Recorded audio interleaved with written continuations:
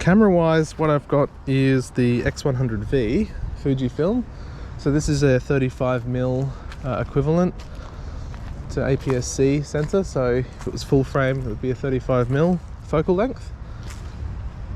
And essentially, I'm just going to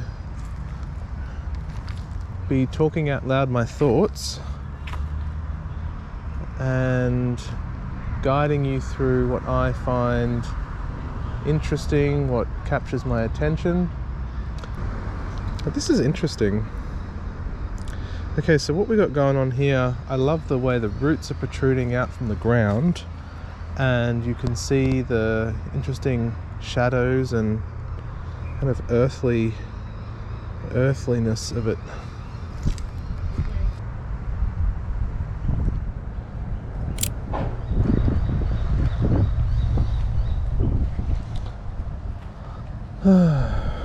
What is this?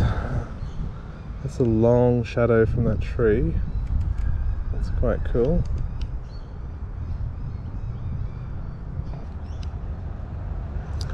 Interesting, that bin is kind of a bit of a leading line, the shadow. Let's maybe knock that aperture down, up.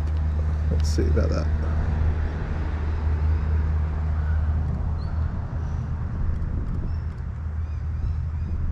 And that was nice. That fellow just walked straight through that frame. Oh, there you go. So this is some really cool, exaggerated leading lines.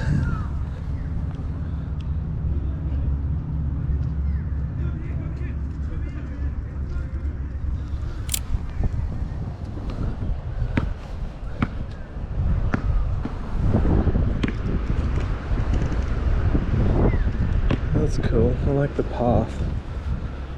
So what I'm drawn to here is the curving to the right of this path, and there's a beautiful tree, some sun catching the green leaves,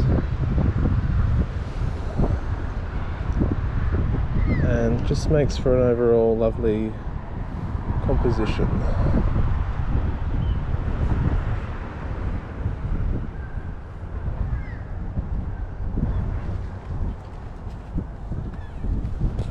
Just one step forward to tighten it.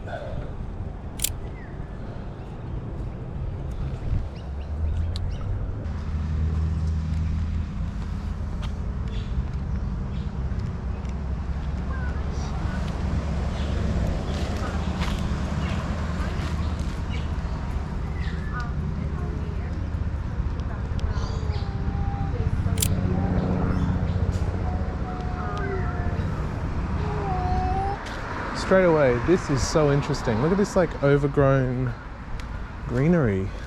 What an interesting frame.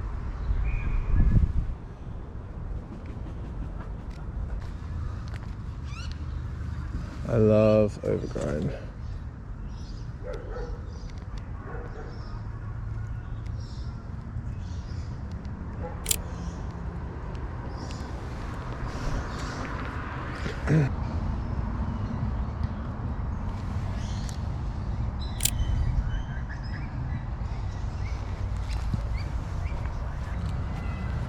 But I guess I was keen to see if I put myself in a bit of a different location than I'm used to, maybe that might just force me to work a little harder to come up with something creative and not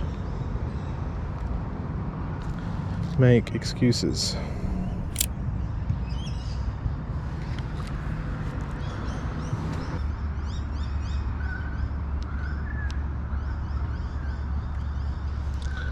Isn't that nice of you to walk into my frame? It does actually make for a cool composition, or at the minimum a story. It's like he's standing on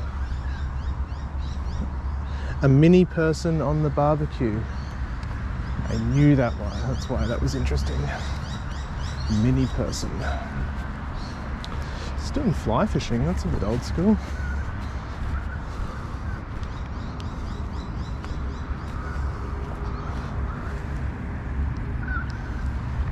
Yeah, how much should I probably steer clear of that? I can like fully hear the fly line or whatever it is whooshing by. It's kind of why I don't tend to wear headphones when I'm out shooting.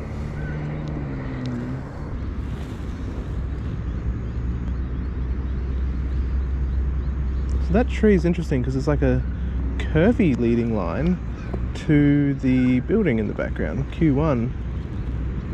And if I'm lucky, I can get some headlights on the water.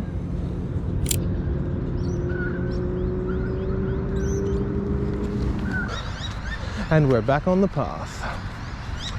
We were off the beaten path, now we're back on the beaten path. Beating it as we speak.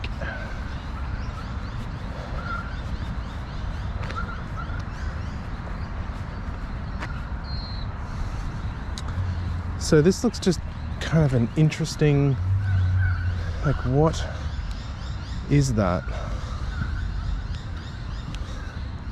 So here's where a little bit of flash could be interesting. It's a little bit of a bummer that the lens hood, the aftermarket lens hood that I bought for this camera, obstructs the flash. So you get this like dark spot.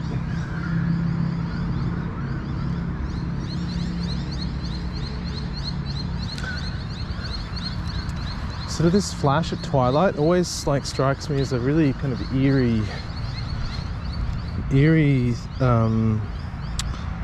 vibe or atmosphere that it evokes. Sort of something akin to, I don't know, like a dream state, like someone not sure if they're dreaming or they're in a dream state, or it's like a little bit nostalgic, like you've gone back in time.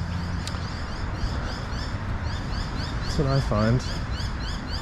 And there's something about these two, because they're a bit weathered, and I think that has the sort of impression of, you know, time has passed. Okay, well look, can't complain. You know, got out of the house, got some fresh air. Maybe it didn't feel like I took some amazing photos, but you know, I guess it is what it is.